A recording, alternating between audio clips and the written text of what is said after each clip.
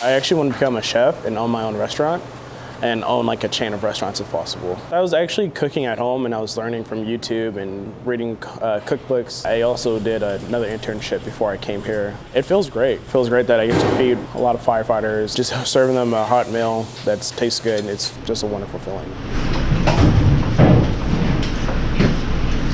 You need clear communication to run the team to make sure everybody gets fed. During the fire season, it gets pretty hectic. We could be feeding our fire crews, which is from crews 1 to 4, serving them one after another. It's a very time-consuming job, so it's got to get on it. And we have to make sure that everything is prepped and ready to go for the next day, and then also that everything reaches the correct temperature.